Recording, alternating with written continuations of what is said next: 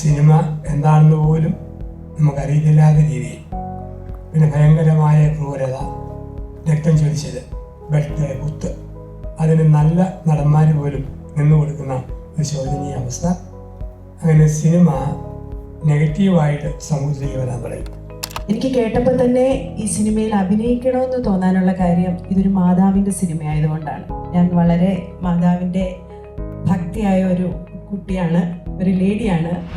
മലയാള സിനിമയുടെ ഒരു കാലഘട്ടത്തിലുണ്ടായിരുന്ന അവതരണ രീതി, അത് തിരിച്ച് അതിലേക്ക് എത്തണം എന്ന് ആഗ്രഹിക്കുന്നത്, അതായത് കഥാപരമായി സാമൂഹിക, സാംസ്കാരിക, കുടുംബ ബന്ധങ്ങളിലും ഒക്കെ ഇടകലർന്നു പോകുന്ന അങ്ങനെ ഒരു സംസ്കാരത്തിൽ സിനിമ ഉണ്ടായിരുന്ന കാലം. വിളിക്കുമ്പോഴും എൻ്റെ അടുത്ത് പറഞ്ഞത് ഈ പറഞ്ഞ പോലെ ഒരു മാലാഖയാണ്. അപ്പം മാലാഖയുടെ സ്വഭാവമായ ഒരു ബന്ധവും അതും വേറൊരു കാര്യം, ഒരു ബന്ധവും ഇല്ലാത്ത ഞാൻ ആ ഒരു റോള് ചെയ്യുന്ന സമയത്ത് എനിക്ക് ഏറ്റവും കൂടുതൽ എന്നെ അട്രാക്ട് ചെയ്ത ഒരു കാര്യം എന്ന് പറയുന്നത് മിഖായിൽ മാലാഖ എന്ന് പറയുന്ന. അപ്പം നമ്മൾ ഈ ബൈബിളിലൊക്കെ ഞാൻ ആക്ച്വലി വിചാരിച്ചു മിഖായിൽ മാലാഖ മെയിലാണെന്ന്, അല്ലേ? മെയിലാണ്. അപ്പം ഇതിൽ ഒരു ഫീമെയിൽ മിഖായിൽ മാലാഖയെ നിങ്ങൾക്ക് കാണാം. അപ്പം അതുകൊണ്ട് നിങ്ങൾ എന്തായാലും സിനിമ കാണണം. നമുക്ക് സിനിമയെ അർപ്പിക്കലും ഒപ്പിക്കലുമാണ്. ഒത്തിരി പേര് ഒപ്പിക്കുന്നവരാണ്, അർപ്പിക്കുന്നവരല്ല. ഇതിനകത്തൊരു അർപ്പണത്തിൻ്റെ ഒരു വരി തോന്നി വിജയിച്ചാൽ ഓക്കെ, ആ രീതി നമുക്ക് പലപ്പോഴും കണ്ടു മുന്നേറാൻ പറ്റും. ഒരിക്കലും എൻ്റെ ഒരു മതം ഇതിൻ്റെ അകത്ത് ബിൽഡ് ചെയ്യാൻ വേണ്ടി അങ്ങനത്തെ ഒരു കാര്യങ്ങളില്ല. ഞാൻ ജീസസ് ക്രൈസ്റ്റിൻ്റെ ഇത് വരുന്നെങ്കിൽ ജീസസ് ക്രൈസ്റ്റ് ഫോളോ ചെയ്യുന്നത് എല്ലാ ആൾക്കാർക്കും വേണ്ടിയിട്ടാണ്. അപ്പോൾ അതുകൊണ്ട് ആ ഒരു പോയിട്ട് പ്രോസസ്സ് വിശ്വസിക്കുന്നതാണ്. ഞാൻ എൻ്റെ മരണം വരെ ഞാൻ അങ്ങനെ കീപ്പ് ചെയ്യും. കെട്ടിച്ചു വരുന്ന പെണ്ണിനോടും ബസ്സിൽ കയറുന്ന ചേട്ടനോടും ഗൾഫിൽ പോകുന്ന പ്രധാനപ്പെട്ട ഒറ്റ വാക്കാണ് പിടിച്ചു നിൽക്കണം കേട്ടോ. ഒറ്റ വാക്കും. എല്ലാവർക്കും നമസ്കാരം. നമ്മുടെ രാജകന്യ സിനിമ ഓഗസ്റ്റ് 1 റിലീസ് ചെയ്യാൻ പോകുന്നത്. അതൊരു ദീർഘനാളൊരു പ്രോസസ്സായിരുന്നു. ഈ സിനിമയുടെ ചിത്രീകരണവും അതിൻ്റെ ബാക്കി പോസ്റ്റ് പ്രൊഡക്ഷൻ വർക്കുകളൊക്കെ തീർത്ത് നമ്മളിപ്പോൾ 1 തീയതി റിലീസ് ചെയ്യാൻ പോവാണ്. അതിൻ്റെ പ്രാരംഭമായിട്ട് ഇവിടെ ഒരു പ്രസ് മീറ്റ് വിളിച്ചു കൂട്ടുകയും കുറേ ആർട്ടിസ്റ്റുകളോട് വരാനൊക്കെ ഉണ്ട്. അപ്പം നമ്മൾ എല്ലാവരും കൂടെ കൂടി ഇതിൻ്റെ ഒരു കുറച്ച് പ്രൊമോഷൻ കാര്യങ്ങളൊക്കെ ഒന്ന് സ്റ്റാർട്ട് ചെയ്യുകയാണ്. ഈ സിനിമ ഒരു ഫാൻറ്റസി ത്രില്ലറാണ്. ഈ സിനിമ ഒരു ഗ്രാമവുമായിട്ട് ബന്ധപ്പെട്ട ഒരു ക്രൗണും അതൊക്കെയാണ് അതിൻ്റെ ഒരു ചുറ്റുവട്ട ഒരു ക്യാരക്ടർ വരുന്നത്. ഇതിൽ ഒരുപാട് ആർട്ടിസ്റ്റുകൾ അഭിനയിച്ചിട്ടുണ്ട്. ഈ സിനിമയ്ക്ക് എൻ്റെ ഒരു കഥയ്ക്ക് ചേരുന്ന ക്യാരക്ടേഴ്സിനെയൊക്കെ കണ്ടെത്തി അങ്ങനെയാണ് ഇതൊക്കെ ചെയ്തെടുത്തത്. അപ്പോൾ എല്ലാവരും ഈ സിനിമയെ സപ്പോർട്ട് ചെയ്ത് വിജയിപ്പിക്കണം. ഇതൊക്കെയാണ് പറയുന്നത്. എൻ്റെ ഒരു അമ്മുമായിട്ട് അച്ഛനെ ഞാൻ സംസാരിക്കാൻ കൊടുക്കും. ഇന്ന് നമ്മുടെ സിനിമയുടെ സംസ്കാരം മാറുന്ന ലോകത്തിലാണ്. ഞങ്ങളുടെയൊക്കെ ചെറിയ കാലങ്ങളിൽ നല്ല കഥയുള്ള സിനിമ കണ്ടു കഴിയുമ്പോൾ തന്നെ ചില കാര്യം തിരുത്തണം എന്ന് പ്രേരിപ്പിക്കുന്ന സിനിമകൾ. അപ്പം ആ രീതിയിലായിരുന്നു അപ്പനമ്മ, മക്കൾ, കുടുംബബന്ധം, ജീവിത നന്മ, ഇതെല്ലാം ഉള്ള പടങ്ങളായിരുന്നു.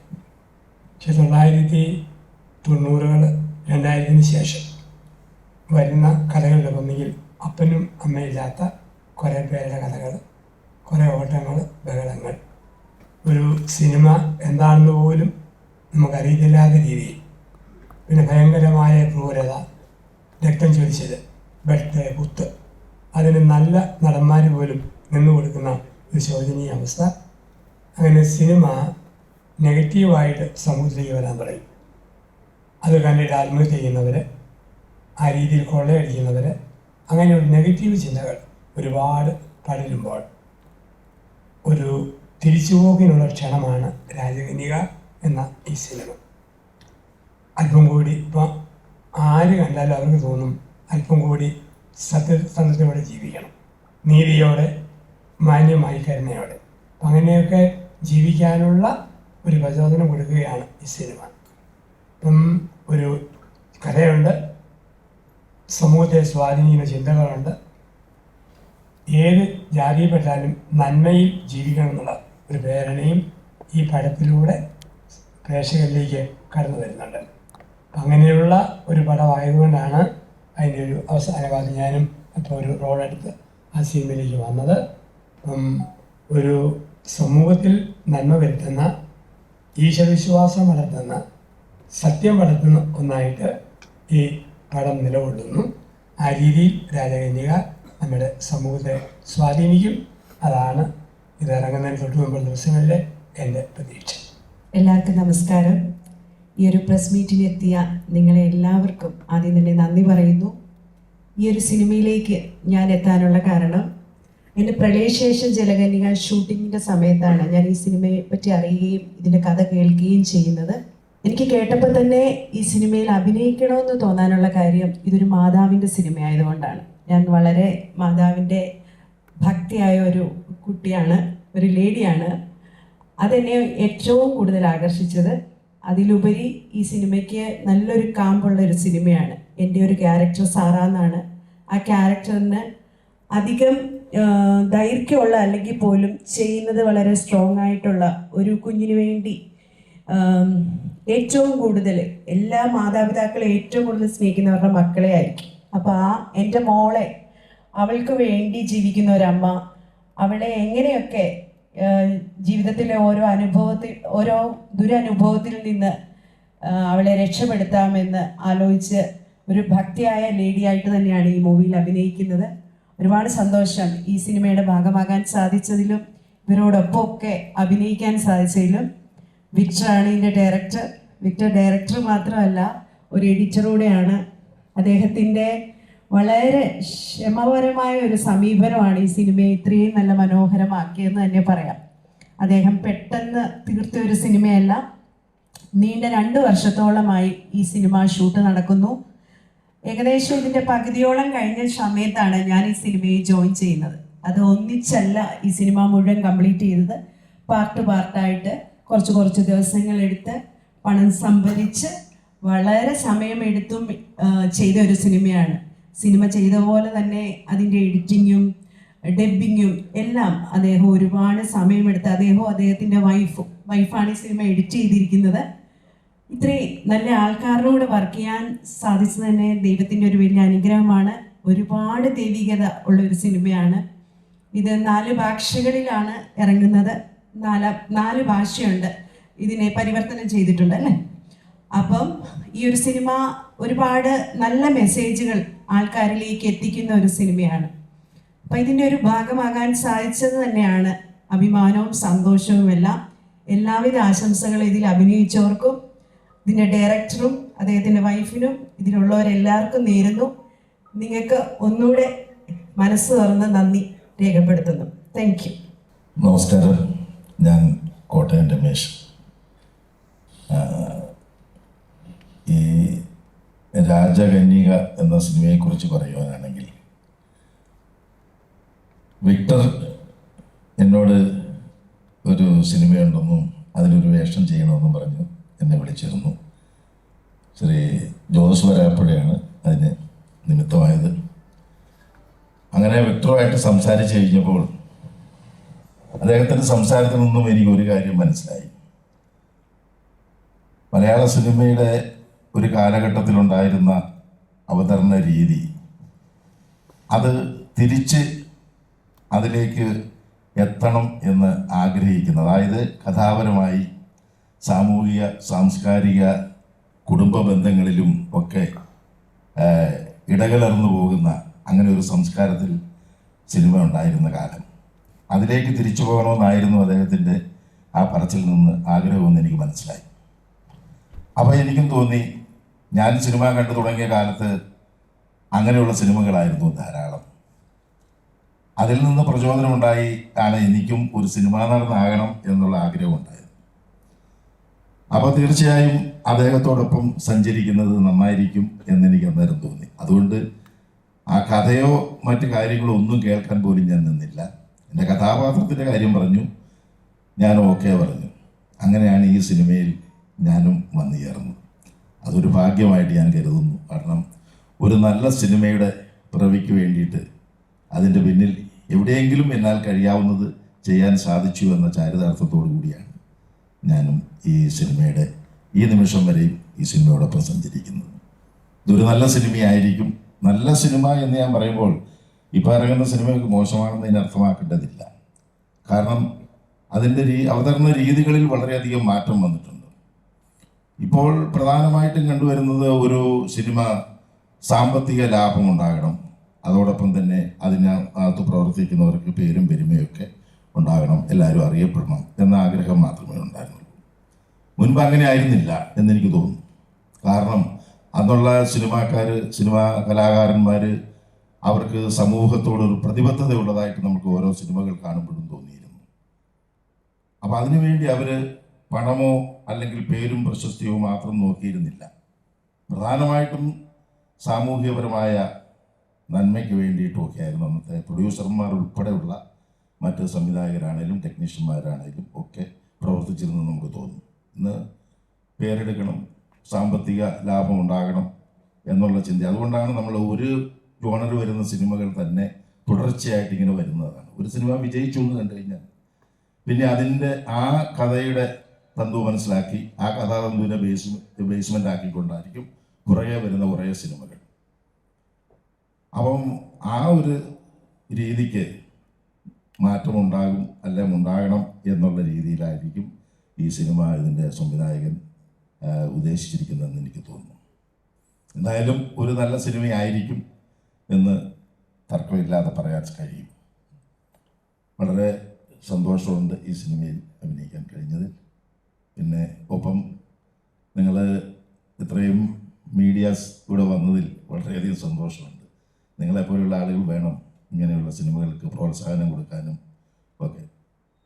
അതുകൊണ്ട് സമൂഹത്തിനും നമുക്ക് നേട്ടമുണ്ടാകും എന്നുള്ളത് തർക്കമില്ലാത്ത കാര്യമാണ്.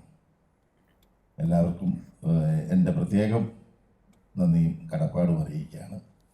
പിന്നെ പ്രേക്ഷകരോട് പറയാനുള്ളത്, ഈ ഒരു സിനിമ ഒരു നല്ല സിനിമയായിരിക്കും. അത് നല്ല മനസ്സിൻ്റെ ഉടമകളായിട്ടുള്ള ആളുകൾക്ക് വളരെയധികം ഗുണം ചെയ്യും, വളരെയധികം പ്രചോദനമുണ്ടാകും. ഈ സിനിമ കാണണം, നിങ്ങൾ തിയേറ്ററിൽ വന്ന് ഈ സിനിമ നിങ്ങളെല്ലാവരും കാണണം എന്നുള്ളൊരു അഭ്യർത്ഥനയാണ് എനിക്ക് ഈ അവസരത്തിൽ പറയാനുള്ളത്. എല്ലാവർക്കും നമസ്കാരം. എൻ്റെ പേര് ജയ കുറുപ്പ്. എന്നെ നിങ്ങൾ കണ്ടിട്ടുണ്ടോ എന്ന് എനിക്കറിയില്ല, കാരണം ഈ ഒരു രൂപത്തിലല്ല എന്നെ സിനിമയിൽ കാണുന്നത്. ഏറെ അഭിമാനത്തോടെ അതിലേറെ സന്തോഷത്തോടെയാണ് ഞാനിവിടെ ഇരിക്കുന്നത്. കാരണം വിക്ടർ, ഇതിൻ്റെ ഡയറക്ടർ, ഞങ്ങളുടെ നാട്ടുകാരനാണ്. ഞാൻ കട്ടപ്പനയാണ് സ്ഥലം കേട്ടോ. അദ്ദേഹം ബദേലാണെന്നാണ് പറഞ്ഞത്. എന്നെ വിളിച്ചപ്പോഴും അദ്ദേഹം ആ ഒരു നാടിൻ്റെ ഒരു കട്ടപ്പനക്കാരനാണെന്ന് പറഞ്ഞിട്ടാണ് അദ്ദേഹം വിളിച്ചത്. ഇതിൽ ചെറിയ ക്യാരക്ടറാണ് ഞാൻ ചെയ്തിരിക്കുന്നത്, ഒരമ്മ ക്യാരക്ടർ. അതിനൊരു സവിശേഷത കൂടിയുണ്ട്. മറ്റ് പടങ്ങളിൽ ഞാൻ ചെയ്ത മാതിരിയുള്ള ഒരു ക്യാരക്ടറല്ല ഇത്. അതിലൊക്കെ അമ്മ വേഷമാണെങ്കിലും നരപ്പിച്ച് ഡള്ളടിച്ച് ഒരു ബ്ലാക്ക് മേക്കപ്പ് ഇട്ടിട്ട ഒരു ക്യാരക്ടറാണ് ചെയ്തിരിക്കുന്നത്. അതിൻ്റെ ഒരു സന്തോഷം കൂടിയുണ്ട് എനിക്ക് ഈ സിനിമ ചെയ്യുമ്പോൾ. പിന്നെ ഈ സിനിമയെക്കുറിച്ച് പറയുകയാണെങ്കിൽ രാജകന്യക, അതിൻ്റെ പേരിൽ തന്നെ ഒരു പോസിറ്റിവിറ്റി ഉണ്ട് അല്ലേ. പിന്നെ എനിക്ക് വിക്ടറിനോടൊപ്പം മറ്റ് ആർട്ടിസ്റ്റുകളോടൊപ്പം ചെയ്യാൻ പറ്റിയതിൽ വലിയ സന്തോഷമുണ്ട്. പ്രത്യേകിച്ച് നാടക കുടുംബക്കാരനായ കോട്ടയം രമേശേട്ടനോടൊപ്പം 2 സിനിമ ചെയ്യാൻ കഴിഞ്ഞു. അതിലൊന്ന് ഇതാണ്, മറ്റേ സൂക്ഷ്മദർശിനിയാണ്. അന്ന് അവിടെ വെച്ചുകൊണ്ട് രമേശേട്ടന് ഇന്ന് എന്നെ കണ്ടപ്പോൾ മനസ്സിലായില്ല. അത് എന്താണെന്ന് വെച്ചാൽ അന്നത്തെ മേക്കപ്പിൻ്റെയും ഒരിതുകൊണ്ടാണ്. എന്തായാലും ഈ സിനിമ ഒരു വൻ വിജയമായിരിക്കുമെന്ന് എൻ്റെ മനസ്സ് പറയുന്നു. എല്ലാവർക്കും ഓഗസ്റ്റ് 1 നല്ലൊരു സിനിമ വിക്ടർ നമുക്ക് സമ്മാനിക്കുന്നുണ്ട്. അതിലൊരു പാർട്ടാവാൻ കഴിഞ്ഞതിൽ ഏറെ സന്തോഷത്തിലാണ് ഞാൻ. വിക്ടറിനോടും ഇതിൻ്റെ ടീം അംഗങ്ങളോടും ജോസിയേട്ടനോടും എൻ്റെ എല്ലാവിധ നന്ദിയും പറയുന്നു. ഒപ്പം മീഡിയ ഞങ്ങളെ പ്രോത്സാഹിപ്പിച്ചുകൊണ്ടിരിക്കുന്ന നിങ്ങൾക്ക് ഓരോരുത്തർക്കും ഹൃദയത്തിൻ്റെ ഭാഷയിൽ നന്ദി പറഞ്ഞുകൊണ്ട് നിർത്തുന്നു. എല്ലാവർക്കും നമസ്കാരം. ആദ്യം തന്നെ ഒരുപാട് സന്തോഷമുണ്ട് ഈ ഒരു സിനിമയുടെ ഭാഗമാകാൻ സാധിച്ചതിൽ. പിന്നെ എൻ്റെ സൈഡിൽ നിന്ന് ഞാനൊരു പേഴ്സണൽ അപ്പോളജി പറയുകയാണ്. സാധാരണ ഒരു ഇവൻറ്റ് നടക്കുമ്പോൾ മാക്സിമം ഒരു 5 അല്ലെങ്കിൽ ഒരു 10 മിനിറ്റ് മുമ്പ് എത്താൻ ശ്രമിക്കുന്ന ഒരാളാണ് ഞാൻ. ഇന്ന് കുറച്ച് നേരം വഴി ആർട്ടിസ്റ്റുകൾ എനിക്ക് വേണ്ടി വെയിറ്റ് ചെയ്തു, അച്ഛൻ വെയിറ്റ് ചെയ്തെന്ന് ഞാൻ അറിയാം. Really sorry.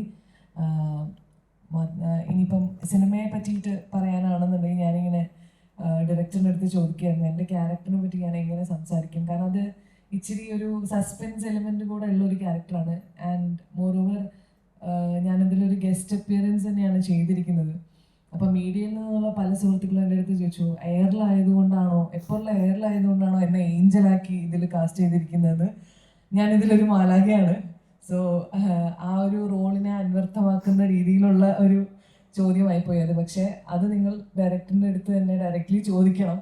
ബട്ട് ഞാൻ ഒരുപാട് എൻജോയ് ചെയ്തൊരു സിനിമ തന്നെയാണ്. കാരണം എനിക്ക് തോന്നുന്നു കോസ്റ്റ്യൂമിൻ്റെ കേസിലാണെങ്കിലും മേക്കപ്പിൻ്റെ കേസിലാണെങ്കിലും ഒത്തിരി ടൈം എടുത്ത് നമ്മളൊരു സ്റ്റുഡിയോ സ്പേസൊക്കെ റെൻ്റ് എടുത്ത് ഒരുപാട് എന്താ പറയുക, VFX-ലൊക്കെ ഒരുപാട് ഇൻവെസ്റ്റ് ചെയ്ത് പ്രോപ്പർ പ്ലാനിങ്ങോടുകൂടെ ചെയ്തൊരു പോർഷനാണ് എൻ്റെത്. അപ്പോൾ അതുകൊണ്ട് ചെയ്യുമ്പോൾ തന്നെ ഒരുപാട് എക്സൈറ്റഡ് ആയിട്ട് ചെയ്തതാണ്.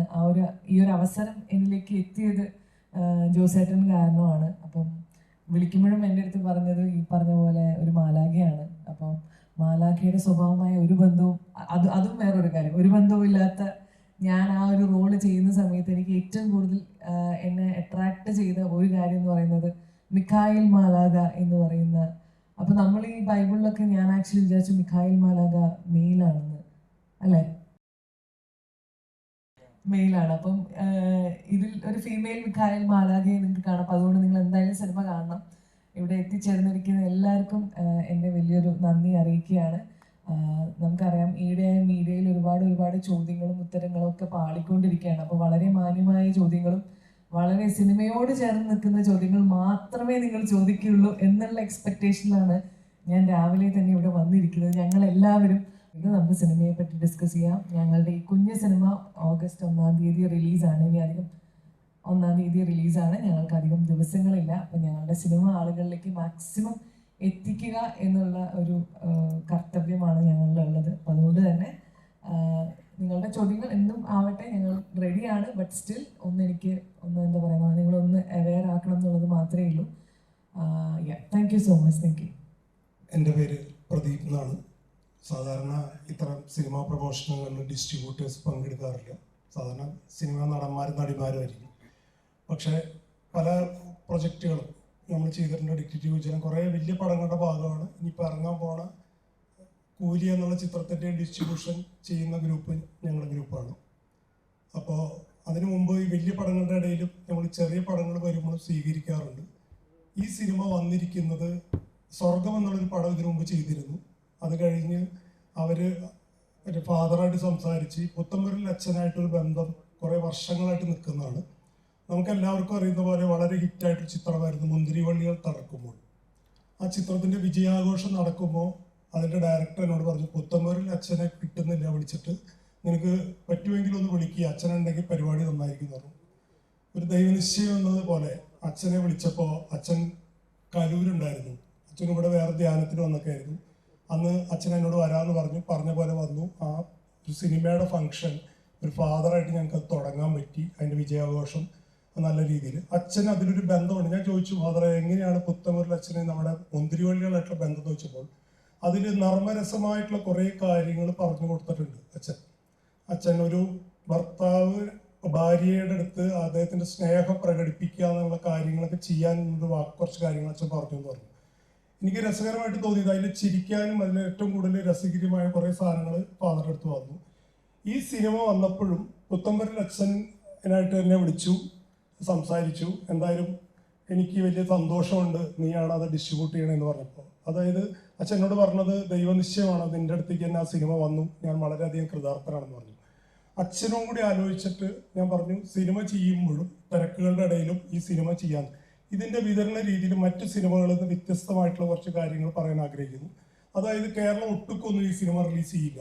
ഈ സിനിമ ഇടുക്കി, കോട്ടയം, ആലപ്പുഴ, തൃശ്ശൂർ, എറണാകുളം, മലബാറിൻ്റെ 1-2 സ്ഥലങ്ങൾ. എന്തുകൊണ്ട് അങ്ങനെ ചെയ്യണമെന്ന് വെച്ചാൽ ഇവർ വർക്ക് ചെയ്ത് പള്ളികളിലും ബാക്കിയുള്ളിടത്തൊക്കെ സിനിമ എത്തിച്ചിട്ട് ഒരു കുഞ്ഞു സിനിമ വിജയിക്കാനുള്ള കുറച്ച് പരിപാടികൾ നമ്മൾ ചെയ്തിട്ടുണ്ട്.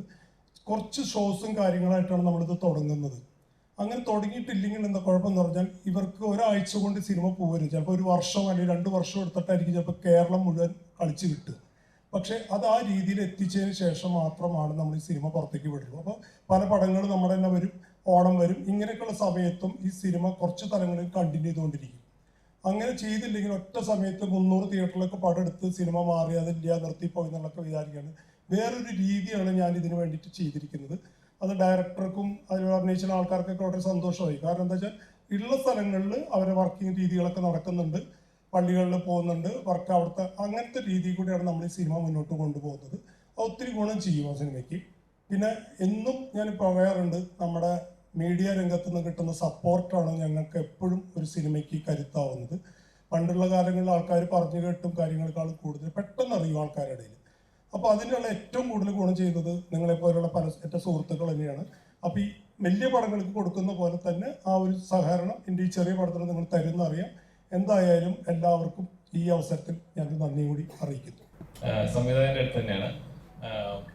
എന്തുകൊണ്ടാണ് ഇക്കാലത്ത് ഇങ്ങനെ ഒരു ചിത്രത്തിന്റെ പ്രാധാന്യം? കാരണം എന്താണെന്ന് വെച്ചാൽ ഇപ്പോഴൊരു പാസ് ആൻഡ് ബേസ് ആയിട്ടുള്ള സിനിമകളാണ് കൂടുതൽ വന്നുകൊണ്ടിരിക്കുന്നത്. ആളുകളിൽ കൂടുതൽ ത്രില്ലിംഗ് ആയിട്ടുള്ള അല്ലെങ്കിൽ കുറച്ചുകൂടെ ഫാമിലി ഓറിയന്റഡ് സിനിമകൾ വരുന്നു, കോമഡി ചിത്രങ്ങൾ വരുന്നു. അപ്പോൾ അങ്ങനെ ഒരു ജോണറിൽ ഓടിക്കൊണ്ടിരിക്കുന്ന കാലങ്ങളിൽ ആൾ ഇങ്ങനത്തെ ഒരു എന്താ പറയാ, ഒരു ഡിവൈൻ ആയിട്ടുള്ള അല്ലെങ്കിൽ ഒരു കുറച്ചുകൂടെ ഇങ്ങനത്തെ ടൈപ്പ് ഒരു ജോണറുള്ള പടങ്ങൾ കാണുന്നത് ആളുകൾ കുറവാണ്. നമ്മൾ ടി വിയിൽ നമ്മൾ കണ്ടിട്ടുണ്ട്, അല്ല പണ്ട് കാലത്ത് ടി വിയിൽ നമുക്ക് കാണുന്നത്. അപ്പൊ ഇങ്ങനെ ഒരു ഫാസ്റ്റ് ജോണിൽ പോയിക്കൊണ്ടിരിക്കുന്ന കാലത്ത് ഇങ്ങനെ ചിത്രത്തിന് പ്രാധാന്യം എന്താണ്? ഒരുപക്ഷെ അദ്ദേഹം സിനിമ കണ്ടിട്ടില്ലാത്തത് കൊണ്ട് ആയിരിക്കും ഞാൻ വിചാരിക്കുന്നു. ഇത് ഇങ്ങനെ ഒരു ഫെയ്ത്ത് പടമല്ല. ഒന്നാമത്തെ കാര്യം, ഞാനിങ്ങനെ എഴുതി വെച്ചിട്ടുള്ള ഒരു 6-7 സ്ക്രിപ്റ്റുകളുണ്ടായിരുന്നു. ഒരു 6-7 വർഷമായിട്ട് ഞാൻ വേറെ നല്ല കൊമേഴ്ഷ്യൽ സിനിമകളുടെ നല്ല രീതിയിൽ ചെയ്ത് ഈ സബ്ജക്റ്റ് ഇതിൻ്റെ ഇടയ്ക്ക് കയറി വന്നു, ഇതിൻ്റെ ത്രെഡൊക്കെ. പിന്നെ ഇതൊരു ഫാൻറ്റസി ത്രില്ലറാണ് ഈ പടം. ഇത് 2 കാലഘട്ടം കാണിക്കുന്നുണ്ട്. ഒരു ഗ്രാമം, അതിൻ്റെ ഒരു ക്രൗണൊക്കെ ആയിട്ട് ബന്ധപ്പെട്ട ഒരു മിത്തും, അതൊക്കെയാണ് ഇതിൻ്റെ ഒരു തീം. പിന്നെ അതിങ്ങനെ ഒരു സിനിമ നമ്മൾ ചെയ്യുമ്പോൾ അത് ഏതെങ്കിലും ഒരു റിലീജിയൻ ഒരു ബേസ് ഉണ്ടാവുമല്ലോ. അതിലെ പ്രധാന ക്യാരക്ടേഴ്സ് ഒന്നെങ്കിൽ ഒരു ക്രിസ്ത്യനാവോ അല്ലെ ഒരു ഹൈന്ദവ ഇതായിരിക്കും, ഏതെങ്കിലും ഒരു. അപ്പോൾ നമ്മുടെ ഈ കഥയുടെ ഒരു ബേസ് എടുക്കുന്നത് ഒരു ഗ്രാമവും ഒരു മാതാവുമായിട്ട് ബന്ധപ്പെട്ട ഒരു സബ്ജക്റ്റാണ് എൻ്റെ ഒരു ത്രെഡ്. അപ്പോൾ അതിനൊരു ക്രിസ്ത്യൻ ഒരു മൂഡിലാണല്ലോ അതിൻ്റെ സ്റ്റോറി പോകുന്നത്. അപ്പം ഈ കഥയിൽ ഞാനൊരിക്കലും അതൊരു ക്രിസ്ത്യൻ ഒരു ഭക്തി പടമായിട്ടല്ല ഈ സിനിമ ഉണ്ടാക്കി ചെയ്യുന്നത്. ഈ സിനിമ എല്ലാ റിലീജിയൻസ് ആൾക്കാരും വരുന്ന ഒരു ഗ്രാമത്തിൻ്റെ കഥയാണ്. എല്ലാ റിലീജിയനിൽപ്പെട്ട ആൾക്കാർക്കും ഇഷ്ടപ്പെടുന്ന രീതിയിലും ഒപ്പം ഒരുപാട് ഇൻട്രസ്റ്റിംഗ് ആയിട്ടുള്ള ഫാൻറ്റസി മോഡ്, ത്രില്ലറായിട്ടുള്ള ഒരുപാട് കാര്യങ്ങളുണ്ട്. ഒരിക്കലും ഇതിങ്ങനെ ഒരു ഫുൾ ഒരു ഭക്തി പടമല്ല. ഒന്നാമത്തെ കാര്യം.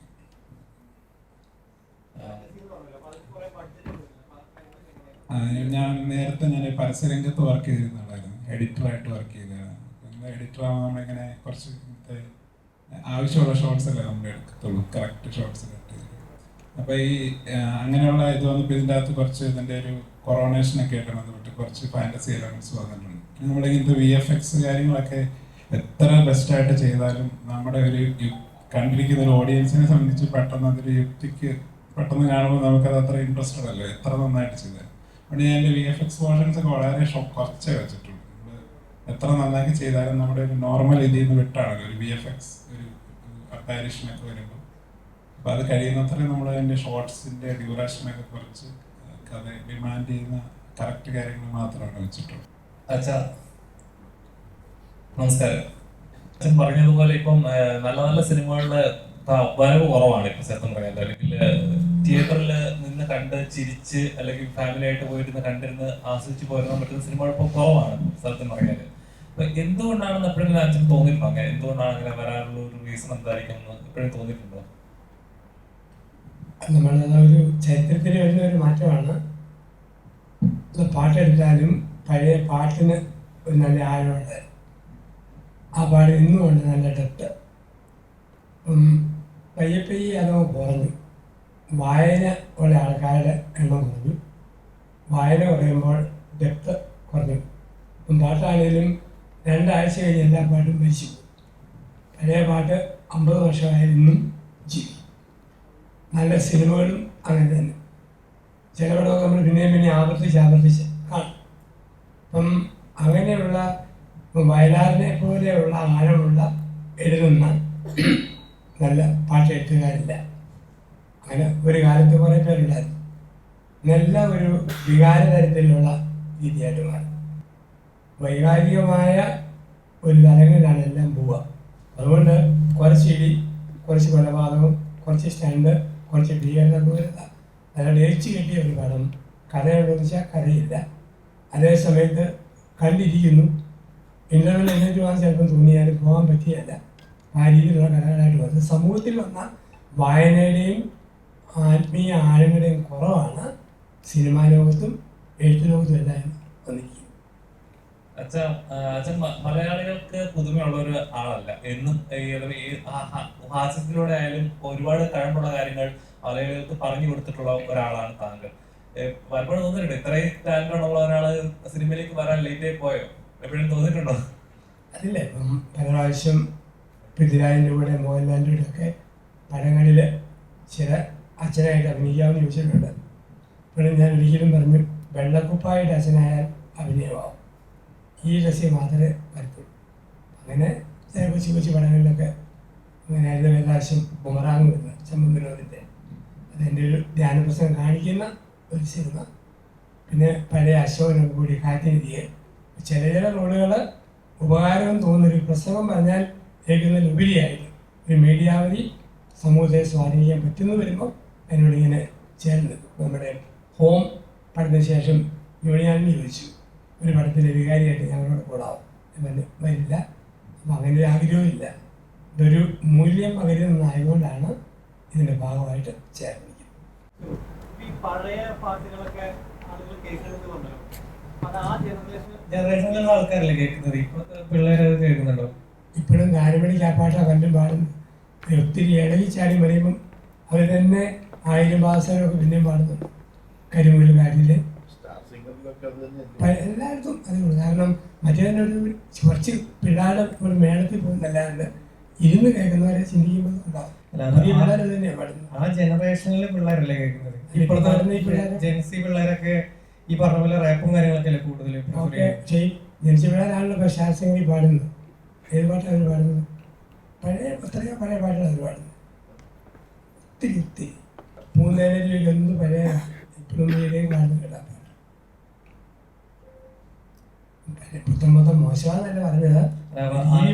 അത്തരം വേദികളിൽ ഇത്തരം റാപ്പ് സോങ് പാടി കഴിഞ്ഞാൽ അംഗീകാരം കിട്ടില്ല എന്ന് വിചാരിച്ചിട്ടായിരിക്കും അങ്ങനെ പാടാതിരിക്കുന്നത്. ഒത്തിരി ക്ലാസിക്കലാണല്ലോ. അപ്പോൾ അതിൻ്റേതായ നമുക്കൊരു ലജ്ജാവലി ആർക്കും പാടാം, പക്ഷെ ഒരു നല്ല ക്ലാസിക്കൽ പാട്ട് പാടാൻ ബുദ്ധിമുട്ടാണ്. അത് അങ്ങനെയുള്ള രീതിയാണ്. ഇറങ്ങുന്ന സിനിമകളാണെങ്കിലും പുതിയ പുതിയ സിനിമകളാണല്ലോ 100 കോടി ക്ലബിലൊക്കെ വരുന്നത്. പഴയ സിനിമകളിൽ അത്ര അംഗീകാരം കിട്ടിയിരുന്നില്ലല്ലോ. അതാണ്. പക്ഷെ അവിടെ ഏറ്റവും പടം പൊട്ടിപ്പോന്നും ഇപ്പോൾ ആണല്ലോ. എത്ര പടം എന്നോട് എത്ര നിർമ്മാതാക്കൾ സ്ക്രിപ്റ്റ് കൊടുത്തു പ്രാർത്ഥിക്കാൻ വേണ്ടി പറയണം. ഒരു വർഷവും പൊളിഞ്ഞ് 4 നില പൊട്ടുന്നു. മോഹൻലാലിൻ്റെ ഒക്കെ നല്ല നല്ല നടന്മാരുടെ പടവുകൾ. അതിൻ്റെ കാരണം കഥയില്ലായ്മയാണ്. കഥയുണ്ടെങ്കിൽ ഇന്നും വിജയിക്കും. എന്തുകൊണ്ടാണ് തുടരും വിജയിച്ചത്? ദൃശ്യത്തിൻ്റെ ഒരു പതിപ്പ് പോലെ അത് കേട്ടാല്ല. പക്ഷെ എന്നാലും ഒരു ആ കഥ വിജയിച്ചല്ലോ.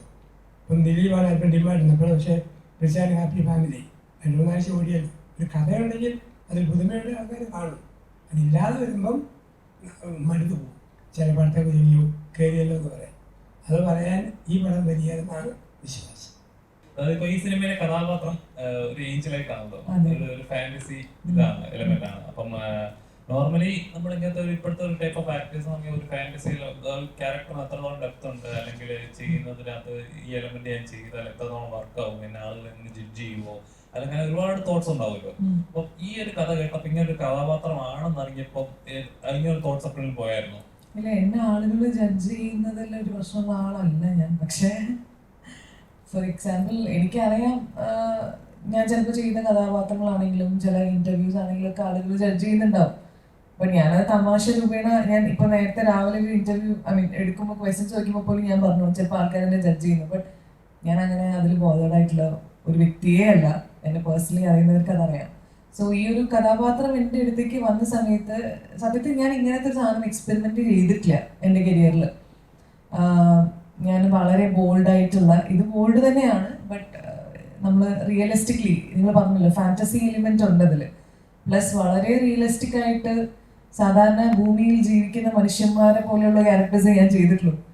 അപ്പം ഇത് ആകാശത്ത് നിന്ന് വരുന്ന ഒരാളായിട്ടാണ് ഇതിൽ എന്നെ കാണിക്കുന്നത്. അപ്പം അതിൻ്റെ ഒരു ത്രില്ലുണ്ടായിരുന്നു. പിന്നെ ഞാൻ പറഞ്ഞില്ലേ, അപ്പം എന്നെ എക്സൈറ്റ് ചെയ്യുന്നതിൽ ഏറ്റവും കൂടുതൽ കാര്യങ്ങൾ ഒന്ന് പറഞ്ഞാൽ ഈ ഏഞ്ചൽ, ഈ മിക്കായൽ എന്ന് പറയുന്ന മെയിലായിട്ടുള്ള ഒരു ഏഞ്ചലിനെ അവർ ഫീമെയിൽ വേർഷനായിട്ട് കാണിക്കുന്നു. അതെനിക്ക് പ്ലേ ചെയ്യാൻ പറ്റുന്നു ഈ ഒരു സിനിമയുടെ എന്താ പറയുക, വികൃതി എന്ന് പറഞ്ഞ ഞാൻ സിനിമ ചെയ്തിട്ടുണ്ട്. അതിൽ വളരെ ചെറിയ പോർഷനേ ഉള്ളൂ. അപ്പം ആ സിനിമയിൽ മൊത്തത്തിൽ സുരാജേട്ടൻ്റെ ക്യാരക്ടറിനെ പൊളിച്ച് ഈ വ്യക്തി ഇങ്ങനെ ആയിരുന്നില്ല എന്ന് കാണിക്കുന്ന ഒരു മൈന്യൂട്ട് പോയിന്റ് ആയ ആ ഒരു ഭാഗം മാത്രമേ എനിക്കുള്ളൂ. അതായത് ആ വ്യക്തി ഇങ്ങനെ ആയിരുന്നില്ല എന്ന് ജനങ്ങളെ കാണിച്ചു കൊടുക്കുന്ന ഒരു ക്യാരക്ടർ, അത്രേ ഉണ്ടായിരുന്നുള്ളൂ. പക്ഷെ ഞാൻ ആ സിനിമ ചെയ്തു. അപ്പം അതുപോലെ തന്നെ എക്സൈറ്റിംഗ് ആയിട്ടുള്ളൊരു കാര്യമാണ് ഈ സിനിമയിലും. അതാണ് ഞാൻ പറഞ്ഞത്, ഇതിനൊരു സസ്പെൻസ് എലിമെന്റ് കൂടെ ഉണ്ട്. അപ്പം ഞാൻ ചെയ്തതിൽ ഞാൻ വളരെ ഹാപ്പിയാണ്. സാറും ക്രൂ ഒക്കെ ഹാപ്പിയാണെന്ന് ഞാൻ വിചാരിക്കുന്നു. കാണുന്ന നിങ്ങളും എങ്ങനെയുണ്ടെന്ന് നോക്കിയിട്ട് എൻ്റെ അടുത്ത് പറയണം. ഈ ഇങ്ങനെയുള്ള സിനിമകൾ ഒരു പരിധിവരെ തിയേറ്ററിൽ എത്തി അതൊരു വിജയത്തിലേക്ക് എത്തിക്കാൻ ഇന്നത്തെ കാലത്ത് കുറച്ച് ബുദ്ധിമുട്ടാണ്. ഇപ്പോൾ രമേശിൻ്റെ കാഴ്ചപ്പാടിൽ ഇപ്പോൾ ഈ ഒരു സ്ട്രാറ്റജി, അതായത് ഇവർ എല്ലാ തിയേറ്ററുകളിലും ഒരുമിച്ച് റിലീസ് വരക്കാതെ ഘട്ടം ഘട്ടമായിട്ട് കേരളം മുഴുവൻ എത്തിക്കുക എന്നുള്ള സ്ട്രാറ്റജി പറഞ്ഞപ്പോൾ എന്താ തോന്നിയത്? എല്ലാ സിനിമകളും ഈ തരത്തിലേക്കൊക്കെ വേണമെന്നൊക്കെ രീതിയിലേക്ക് വന്നു. അല്ല, അത് ഇപ്പം ഈ ഇതിൻ്റെ സംവിധായകനും പ്രൊഡ്യൂസറും അതുപോലെ ഡിസ്ട്രിബ്യൂട്ടേഴ്സും അവർക്ക് തോന്നിയ ഐഡിയ ആണ്. അപ്പോൾ അത് ഗുണം ചെയ്യുമെന്നാണ് എനിക്ക് തോന്നുന്നത്. കാരണം എല്ലാ സ്ഥലത്തോടും ഇപ്പോൾ ഒരേ സമയം റിലീസ് ചെയ്യുമ്പം അവിടേക്കൊക്കെ എല്ലാം ശ്രദ്ധിക്കാനായിട്ടുള്ളൊരു സംവിധാനം അവർക്ക് ഉണ്ടാവില്ല. അതിനൊക്കെ വലിയ ഭാരിച്ച സാമ്പത്തിക ചെലവുകളും വരുന്നു. പക്ഷേ ഇത് കുറേശ്ശെ ഓരോ ഘട്ടമായിട്ട് ഓരോ ഏരിയയിൽ കവർ ചെയ്ത് അങ്ങനെ പോവുക എന്നുള്ളത് ഒരു പരീക്ഷണവും കൂടി ആയിരിക്കും ഒരുപക്ഷെ. അത് വിജയിക്കാതിരിക്കേണ്ട യാതൊരു കാര്യവും ഉണ്ടെന്ന് എനിക്ക് തോന്നുന്നില്ല, എൻ്റെ അനുഭവം വെച്ച്. കാരണം ഓരോ ഏരിയയിലുള്ള ആളുകൾ സിനിമ കാണുന്നത്, ബഹുഭൂരിപക്ഷം വരുന്ന ആളുകൾ അവരുടെ ഏരിയയിൽ വരുമ്പോഴായിരിക്കുമല്ലോ കാണുന്നത്. അവിടെ അത് റിലീസ് ചെയ്യുമ്പോൾ അവർക്കൊരു പുതുമയായിട്ടത് തോന്നും. അപ്പോൾ അവരത് അന്നേരം പോയി കാണും. പിന്നെ ഇതിൽ അപൂർവം ചില ആളുകൾ ചിലപ്പോൾ മറ്റിപ്പോൾ തിരുവനന്തപുരത്തുള്ള ഒരാൾ കോഴിക്കോട് വെച്ചായിരിക്കും ഈ പടം കാണുന്നത്. അപ്പോൾ അവർ തിരുവനന്തപുരത്ത് പോയിട്ട് ഒരു വർഷം പറയും ഇന്നലെ കോഴിക്കോട് വെച്ച് സിനിമ ഉണ്ട്, ഇവിടെ റിലീസായിട്ടില്ല, അത് ഇവിടെ റിലീസാകും. അപ്പോൾ അന്നേരം കാണാൻ വേണ്ടിയിട്ട് അത് ഒരു പ്രചോദനമാകും ഇങ്ങനെ പറയുമ്പോൾ. പിന്നെ കുറച്ച് നല്ല സിനിമയാണെങ്കിൽ നല്ലൊരു പബ്ലിസിറ്റി ആളുകൾ പറഞ്ഞുണ്ടാകും. എത്രയായാലും ഈ പ്രേക്ഷകരുടെ മനസ്സിൽ തോന്നുന്ന വികാരങ്ങൾ ഒക്കെ അല്ലെങ്കിൽ വിചാരങ്ങളെയും നമ്മൾ പുറമേ നിന്ന് എത്ര ശ്രമിച്ചു കഴിഞ്ഞാലും മാറ്റിമറിക്കാനൊന്നും സാധിക്കത്തില്ല. നല്ല സിനിമകൾ ഉണ്ടായാൽ അതിനിപ്പോൾ ആരെ എതിർത്താലും ആ സിനിമ ഒരു പക്ഷേ നല്ല രീതിയിൽ തന്നെ വരും. ആരിനെയും വിജയിപ്പിക്കാമെന്ന് വിചാരിച്ചാലും അത് നടക്കത്തില്ല. കാരണം അതിലൂടെ അബദ്ധം പറ്റിയെന്ന ആളുകൾക്ക് തോന്നുന്നു അതായിരിക്കും പിന്നീട് വരുന്നത്. ഞാനിപ്പോൾ ഒരാളെ നിർബന്ധിച്ച് ഗംഭീര സിനിമ അങ്ങനെ എങ്ങനെയാണെന്നൊക്കെ ഞാൻ എൻ്റെ കാഴ്ചപ്പാടിലായിരിക്കും പറയുന്നത്. അപ്പോൾ അയാൾ കയറി കാണുമ്പോൾ അയാൾക്കത് ഇഷ്ടപ്പെടണമെന്നില്ല. പിന്നെ അയാൾ പോയി മറ്റൊരാളോട് പറയുന്നത് അങ്ങനെ ആയിരിക്കില്ലല്ലോ, അത് നല്ല സിനിമയാണെന്ന് പറയത്തില്ലല്ലോ അങ്ങനെയാണെങ്കിൽ. അപ്പം ഓരോ പ്രേക്ഷകരുടെയും കാഴ്ചപ്പാടിൻ്റെ അതിൻ്റെ അറിവിൻ്റെ ആഴം അനുസരിച്ചായിരിക്കും അവരതിനെക്കുറിച്ച് വിധി എഴുതുന്നത്. അപ്പോൾ ടോട്ടലി ഒരു സാമൂഹിക പ്രതിബദ്ധതയുള്ളൊരു സിനിമയാണെങ്കിൽ എല്ലാവരും അത് ഒരുപോലെ കാണും എന്നുള്ളതാണ് എൻ്റെ ഒരു അനുഭവം ഇതുവരെ വെച്ച്. അച്ഛൻ പറഞ്ഞതുപോലെ തന്നെ മുൻപുണ്ടായിരുന്ന സിനിമ എല്ലാം നല്ലതും ഇപ്പോൾ ഉണ്ടാകുന്ന സിനിമ മോശമാണെന്നും അല്ല ഇതിനർത്ഥം. ഇപ്പം ആളുകളുടെ ഇതിൻ്റെ സിനിമ പിന്നിൽ പ്രവർത്തിക്കുന്നവരുടെ ശ്രദ്ധ കൂടുതലും പെട്ടെന്ന് കാര്യങ്ങൾ ഒക്കെ ഇതിലേക്ക് വരണം എന്നുള്ള ആഗ്രഹത്തോടു കൂടിയാണ് ചെയ്യുന്നത്. പഴയതെന്ന് പറഞ്ഞാൽ വർഷങ്ങൾ അതിൻ്റെ പിന്നാമ്പുറങ്ങളിലൂടെ നടന്ന് അതിന് വേണ്ട കാര്യങ്ങളൊക്കെ ഒരു പക്ഷി കൂട് കൂട്ടുന്നത് പോലെ അതിൻ്റെ ഓരോ അനുസാരികളും അടുപ്പിച്ച് നല്ല ഗംഭീരമായ ഒരു കൂടുണ്ടാക്കുന്നു. ഇന്നിപ്പോൾ പെട്ടെന്ന് തീരുമാനിച്ചു കാര്യങ്ങളൊക്കെ ആയി. അതിൽ അപൂർവം ചില സിനിമകൾ വർഷങ്ങളുടെ പ്രയത്നത്തിൻ്റെ ഫലമായിട്ട് വരുന്ന സിനിമകൾ ഇപ്പോഴും ഉണ്ട്. അതിൻ്റെതായ മാറ്റം കാണാറുണ്ട്. അപ്പോൾ ഇതൊരു നല്ലൊരു ഇതായിരിക്കും. ഇങ്ങനെ കേരളത്തിൻ്റെ പല ഭാഗങ്ങളിലായിട്ട് കുറേശ്ശെ ഇതായിട്ട് വരുമ്പോൾ കൂടുതൽ എല്ലാ ഭാഗങ്ങളിലും അതിൻ്റെ സംഘാടകർക്ക് ശ്രദ്ധിക്കാൻ കഴിയും. അതൊരു നല്ല കാര്യമായിരിക്കും തോന്നുന്നു. എന്തായാലും ഒരു പരീക്ഷണം എന്നുള്ള രീതിയിൽ അറിയാൻ പറ്റുമല്ലോ നമുക്ക്. ഓക്കെ, രമേശന്റെ കഥാപാത്രം ഇതിനകത്ത് എത്രത്തോളം വിഷയം കൈകാര്യം ചെയ്യുന്നുണ്ട്? പൊതുവിൽ ഞാൻ അഭിനയിക്കുന്ന സിനിമയുടെ കഥയൊന്നും പൂർണ്ണമായിട്ട് എനിക്ക് കേൾക്കണമെന്ന് നിർബന്ധമൊന്നുമില്ല. ഞാനതിൽ പറയാമെന്ന് പറഞ്ഞാൽ അവർ നിർബന്ധിച്ചാൽ എന്നാൽ കേൾക്കാം അല്ലെങ്കിൽ അറിയാം എന്ന് കരുതി കേൾക്കും. അതിൽ എന്നെ സംബന്ധിച്ചിടത്തോളം ഞാനൊരു ഫുൾ സ്ക്രിപ്റ്റ് വായിച്ച് അല്ലെങ്കിൽ അതിനെക്കുറിച്ച് മനസ്സിലാക്കി ചെയ്ത ഒരേ ഒരു സിനിമ എന്ന് പറയുന്നത് അയ്യപ്പനും കോശിയാണ്. കാരണം ഞാൻ ആ സിനിമാ രംഗത്ത് ഒരു മുഴുനീള വേഷം ആദ്യമായിട്ട് ചെയ്യുന്ന ഒരു സിനിമ ആയതുകൊണ്ട് അതിനെക്കുറിച്ച് കൂടുതൽ അറിയണമെന്ന് അങ്ങനെയുള്ള സമയവും ഉണ്ടായിരുന്നു. അങ്ങനെ ആ ഒരു സിനിമയാണ്. പിന്നീട് എനിക്ക് അങ്ങനെ അത്രയും പ്രാധാന്യമുള്ളൊരു സിനിമ ചെയ്യാൻ അവസരം ഉണ്ടായിട്ടില്ല. അപ്പോൾ അതുകൊണ്ട് ബാക്കിയുള്ള കാര്യങ്ങളൊക്കെ കഥ പറയുമ്പോൾ അവർ ജസ്റ്റ് ഫോണിലൂടെ ആണെങ്കിലും കഥ പറയുമ്പോൾ തന്നെ അതിന് ആ കഥാപാത്രത്തിൻ്റെ സാരം എന്താണെന്നുള്ളത് നമുക്ക് ഗ്രഹിക്കാൻ സാധിക്കും. അപ്പോൾ അത് വെച്ച് ആണ് ആ സിനിമ ചെയ്യുന്നത്. വലിയൊരു അവസരം ഉണ്ടായാൽ അപ്പം ഈ എന്ന് പറയുന്നത് പോലെ തന്നെ ഇദ്ദേഹം വിക്ടർ കഥ പറഞ്ഞപ്പോൾ കഥയെന്ന് പറഞ്ഞു, അതിനകത്ത് ക്യാരക്ടർ എന്താണെന്ന് പറഞ്ഞു. അപ്പം അത് ഒരു വലിയ വെല്ലുവിളിയായിട്ടൊന്നും തോന്നിയില്ല. അത് സാധാരണ രീതിയിൽ ചെയ്യുന്ന ഒരു നാട്ടുമനുഷ്യൻ്റെ ഒരു ഇത്, നാട്ടിലുള്ള ഒരു സാധാരണ നന്മ പ്രവർത്തിച്ച് നടക്കുന്ന ഒരു മനുഷ്യൻ്റെ മനസാക്ഷിയുള്ള അല്ല മനുഷ്യത്വമുള്ള ഒരു മനുഷ്യൻ്റെ കഥ. അപ്പോൾ അത് നമ്മൾ ധാരാളം കണ്ടിട്ടുള്ളൂ. നമുക്ക് ചുറ്റുപാട് ഒരുപാട് പേരുണ്ടല്ലോ. അപ്പോൾ 1,00,000 പേരുണ്ടെങ്കിൽ ചിലപ്പോൾ 1-2 പേരൊക്കെ ഇച്ചിരി വ്യത്യാസം വന്നുകൊണ്ടിരിക്കും. അപ്പോൾ അങ്ങനെ ഉള്ള ആളുകളാണ് നമുക്ക് ചുറ്റുമുള്ളത്. അതുകൊണ്ട് അത് എളുപ്പമാണ്. പക്ഷെ ഒരു ദുഷ്ടനായ മനുഷ്യനെ നമുക്ക് അവതരിപ്പിക്കാനാണ് ചില പ്രയാസമുള്ളത്. കാരണം ഈ എത്രയെല്ലാം പറഞ്ഞാലും അത് നമ്മുടെ മനസ്സിലേക്ക് അങ്ങോട്ട് കയറില്ല. കുറേ പാടുപെടേണ്ടി വരും അതിന് വേണ്ടിയിട്ട്. അപ്പം അങ്ങനെയുള്ള ഒരു സിനിമ അല്ലാത്തത് കൊണ്ട്, കഥാപാത്രം അല്ലാത്തത് കൊണ്ട് നമുക്ക് പെട്ടെന്ന് അതിലേക്ക് നമ്മുടെ സ്വഭാവം അല്ല നമ്മുടെ മനസ്സുമായിട്ട് നമ്മൾ ആഗ്രഹിക്കുന്ന രീതിയിലുള്ള മനുഷ്യൻ്റെ ഒരു പ്രവർത്തന മേഖലയാകും എന്ന് ഉള്ളത് കൊണ്ട് നമുക്ക് പെട്ടെന്ന് അതിലേക്ക് വരാൻ സാധിക്കും. നമ്മുടെ അച്ഛൻ വല്ലപ്പോഴും ഒക്കെ സിനിമയിൽ വന്നു പോകുന്ന ആളായിട്ടും സ്ക്രിപ്റ്റ് മുഴുവൻ കേട്ട് എന്ന് പറഞ്ഞ ഈ സിനിമയെ കുറിച്ച്. അപ്പൊ ഇതുപോലെ സ്ക്രിപ്റ്റ് കേൾക്കാതൊക്കെ ചെയ്ത് ചിലപ്പം വല്ല കണിയിലും പെടുന്നുള്ള പേടിയൊന്നും ഇല്ല അല്ലേ?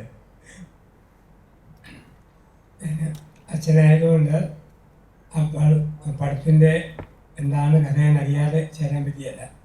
കാരണം ഞാൻ നിങ്ങൾക്ക് പ്രശ്നമില്ല, കാരണം ആക്ടേഴ്സ് എന്ന രീതിയിൽ അപ്പം ഞാൻ ഒരു പടത്ത് ചേരുകയും അതിൻ്റെ എല്ലാ ഭാഗത്തും ബലാത്സംഗം പ്രോത്സാഹിപ്പിക്കുന്ന ഒരു പടം ഇത് നല്ലതാണെന്ന് പറഞ്ഞ് അവസാനം ചേർന്ന പറ്റി. അതുകൊണ്ട് നിർമ്മാതാവ് വഞ്ചിക്കുന്നവരല്ല അറിയാവുന്നതുകൊണ്ട് പറഞ്ഞിരുന്നു, എങ്കിലും പുസ്തകം കേൾക്കാതെ ഇന്ന് ചേർന്നിരിക്കാമെന്ന് തോന്നി. ഞാനൊക്കെ ആ മുകളിൽ ശ്രദ്ധിക്കണമല്ലോ. അച്ഛാ, വാക്കുകൾക്ക് വിലക്ക് വീഴുന്ന നാട്ടിൽ ചിന്തകൾക്ക് വിലക്ക് വീഴുന്ന നാളുകൾ വിദൂരമല്ല. ഇപ്പം സിനിമകൾ എന്നൊക്കെ പറയുമ്പോൾ എന്താ പറയുക, നമ്മുടെ പ്രതിഷേധങ്ങളായാലും സമൂഹത്തിലെ അനീതികളായാലും ചൂണ്ടിക്കാണിച്ചിരുന്ന ഒരു കലാരൂപമാണ്. ഇപ്പം അതൊരു വെറും ബിസിനസ് എന്ന ലെവലിലോട്ട്, അല്ലെങ്കിൽ എന്താ പറയുക, ഒരു കാഴ്ചക്കാരെ വെറുതെ ടൈംപാസിന് വേണ്ടി മാത്രം കാണിക്കുന്ന ഒരു കലാരൂപമായി മാത്രം മാറിക്കൊണ്ടിരിക്കുകയാണ്. അപ്പം അച്ഛൻ എപ്പോഴെങ്കിലും തോന്നിയിട്ടുണ്ടോ ഇങ്ങനെ സിനിമകൾ അല്ലെങ്കിൽ ഇങ്ങനത്തെ കലാരൂപങ്ങൾ പ്രതിഷേധിക്കേണ്ടടുത്ത് പ്രതിഷേധിക്കണം, അല്ലെങ്കിൽ വേറൊരു ബിസിനസ് മാത്രമായി മാറരുത്? നമ്മൾ നമ്മുടേതായ ഗ്രൂപ്പുകളിലൊക്കെ ഈ ആശയം പങ്കുവെക്കാറുണ്ട്, പ്രത്യേകിച്ച് യൂത്തിനോടൊക്കെ ക്ലാസ് കൊടുക്കുന്നു. പിന്നെ ഇന്നൊരു വലിയ പ്രശ്നം വരുന്നത് ഒത്തിരി പേർക്ക് ഈ ബ്ലാക്ക് മണി ഉള്ളവരുണ്ട്. ഒരു പൊട്ടപ്പടം പഠിപ്പിച്ച് അത് വൈറ്റ് മണിയാക്കി മാറ്റാം. ഒത്തിരി പേർക്ക് അങ്ങനെയുള്ളവരെ അങ്ങനെയുള്ള രീതി വരുമ്പോഴത്തേക്ക് അവർ എന്തെങ്കിലും കാട്ടിക്കൂട്ടി വെച്ചാൽ മതി. പടത്തിന് വേണ്ടിയല്ല, അവരെ കള്ളപ്പണം ഒന്ന് നേരെയാക്കാൻ കണക്ക് കാണിക്കുമ്പോൾ. അങ്ങനെയുള്ളൊരു പടം പിടിക്കുമ്പോൾ ആ പടത്തിൻ്റെ സ്റ്റാൻഡേർഡ് അത്രയേ ഉള്ളൂ. അതുകൊണ്ട് ഏതാനും ദിവസം കഴിയുമ്പോൾ തീരും ആ പടങ്ങളൊക്കെ. പക്ഷെ എപ്പോഴും ഈ മൂല്യങ്ങൾ മനുഷ്യനെ പഠിപ്പിക്കുന്ന, ബന്ധങ്ങൾ വളർത്തുന്ന, മാതാപിതാക്കളെ മക്കൾ സ്നേഹിക്കുന്ന, മക്കളെ പേരൻസ് കരുതുന്ന നല്ല സത്യമായ പ്രേമബന്ധങ്ങൾ, സ്നേഹബന്ധങ്ങൾ, അങ്ങനെയുള്ള പടങ്ങൾ എന്നും എക്കാലത്തും അത് വിജയിക്കും. അപ്പം അതിനൊന്നും ഇന്ന് ഇന്ന് അങ്ങനെയാലും എൻ്റെ ഈ കുറേ കാശ് അഡ്ജസ്റ്റ് ചെയ്ത് അങ്ങനെ അങ്ങ് പോവുക, പിന്നെ ആരെയും വിളിച്ചുകൂട്ടി അങ്ങ് തീർക്കുക. അങ്ങനെ നമുക്ക് സിനിമയെ അർപ്പിക്കലും ഒപ്പിക്കലും ആവാം. ഒത്തിരി പേര് ഒപ്പിക്കുന്നവരാണ്, അർപ്പിക്കുന്നവരല്ല. ഇതിനകത്തൊരു അർപ്പണത്തിൻ്റെ ഒരു വരി തോന്നി വിജയിച്ചാൽ ഓക്കെ, ആ രീതിയിൽ നമുക്ക് പലപ്പോഴും കണ്ടു മുന്നേറാൻ പറ്റും. അപ്പം നന്മ എപ്പോഴും വിജയിക്കാനായിട്ടാണ് നമ്മൾ കാണുന്നത്. ഇപ്പം സ്വർഗം എന്ന് പറയുന്ന സിനിമയൊക്കെ അത്ര വലിയൊരു കലാരൂപം നമുക്ക് സിനിമാ രീതി പറയാൻ പറ്റിയില്ലല്ലോ. അത് വിജയിച്ചു. അതിൻ്റെ കാരണം അതിനകത്തൊരു നന്മ, ഒരു മെസ്സേജ് കൊടുക്കുന്നത്. അതുപോലെ ഏത് പടത്തിലും ഇപ്പം ഒരു രീതിയിൽ ഇപ്പം ശബരിമല അയ്യപ്പൻ്റെ അഭിഷേകത്തിൻ്റെ പടം വന്നില്ലായിരുന്നു, മാലയപ്പനം. അത് ഒരു മതപരമായ നല്ല എത്രയോ നല്ല മൂല്യങ്ങളും ചിന്തകളും വിശ്വാസം ഇതിനകത്തുണ്ട്. അപ്പം അങ്ങനെയുള്ള നമ്മൾ ജാതിമതത്തിനപ്പുറമായിട്ട് തന്നെ ജനം സ്വീകരിച്ച് പ്രോത്സാഹിപ്പിക്കും.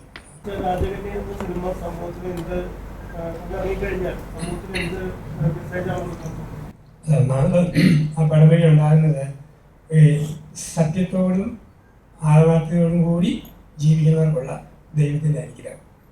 അത് കച്ചവടമാക്കി മാറ്റാമെന്ന് തോന്നുന്നവർക്ക് കിട്ടാവുന്ന തിരിച്ചടി. നിർമ്മല ഹൃദയത്തോടെ ഒരുമിച്ച് പ്രാർത്ഥി ഏത് എത്തിപ്പെട്ടാലും ഈശ്വരാനുഗ്രഹവും അവർക്കുണ്ടായിരിക്കും എന്നുള്ള ആ ഒരു മൂല്യം കൊടുക്കുന്നുള്ളൂ. അതിൻ്റെ കൂട്ടത്തിൽ കൊച്ചു കൊച്ചു പാട്ട് വരുന്നുണ്ട്. അതിനകത്തൊക്കെ സന്ദേശങ്ങളൊക്കെ ആയിട്ട് സത്യസന്ധത, വിശുദ്ധി, നന്മ, ഇതിൻ്റെയൊക്കെ ആശയങ്ങൾ സ്പാർക്കായിട്ട് അതിലൂടെ കിട്ടും. ജീവിതത്തിൽ ഇത്രയും നാളായിട്ട് ശ്രമിക്കുകയും ഒരുപാട് ആശയങ്ങൾ കൊടുക്കുകയും ചെയ്തിട്ട് സത്യസന്ധതയും ആത്മാർത്ഥതയും ഒക്കെ ഉണ്ടെന്നാണ് വിശ്വസിക്കുന്നത്. മാറുമെന്ന് തോന്നുന്നു. അതിപ്പം ഒരു ഭാര്യ ധ്യാനം കൂടാൻ പോയി. ഭർത്താവ് ചോദിച്ചു, ധ്യാനം കൂടിയിട്ട് നിനക്ക് എന്നാ അടിയും മെച്ചം? ഭാര്യ പറഞ്ഞു, വിഷം തന്നെ കൊല്ലാത്തത് അതിൻ്റെ ഫലമാണ് എന്ന് പറഞ്ഞവരേ ഉള്ളൂ. കുറേയെങ്കിലും നന്മ കുറച്ചെങ്കിലും ഉണ്ടാകുന്നു. എനിക്ക് ഇതിനേക്കാൾ മോശമാകാമായിരുന്നു. മുഴുവൻ പേരിൽ നന്നാക്കാൻ പറ്റിയെന്നുള്ളതല്ല, 10 പേർക്കെങ്കിലും ഒരു നല്ല നന്മയുടെ സ്പാർക്ക് കിട്ടിയുള്ളൂ. അതിൻ്റെ ഫലം വ്യക്തിപരമായിട്ട് അറിയാം അനേക ജീവിതങ്ങൾ. പ്രത്യേകിച്ച് ഞാൻ അച്ഛനുമൊപ്പം കോടതിയിലെ വക്കീലാണ്. ഏറ്റുമാനൂർ കുടുംബ കോടതിയിൽ പോകുന്നു.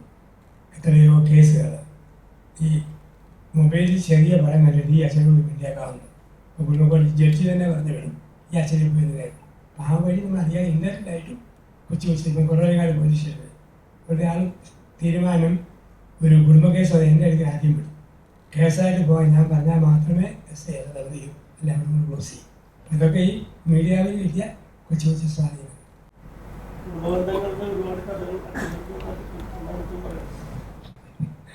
ഇതിലുണ്ട് ഒരുപാട് ബിക്കോസ് ഒരുപാട് മീഡിയ ഇങ്ങനെ പങ്കുവെക്കാറുണ്ട്. ഞാൻ പറഞ്ഞായിരുന്നു, കെട്ടിച്ചു വിടുന്ന പെണ്ണിനോടും ഗൾഫിൽ പോകുന്ന ഭർത്താവിനോടും ബസ്സിൽ കയറുന്ന ചേട്ടനോടും ഒറ്റ വാക്ക് പറയാവുള്ളൂ. അത് 3 പേർക്ക് സന്തോഷം. ഒരു സെൻറ്റൻസ്: കെട്ടിച്ചു വിടുന്ന പെണ്ണിനോടും ബസ്സിൽ കയറുന്ന ചേട്ടനോടും ഗൾഫിൽ പോകുന്ന ഭർത്താവിനോടും ഒറ്റ വാക്കാണ്, പിടിച്ചു നിൽക്കണം കേട്ടോ. ഒറ്റ വാക്കും.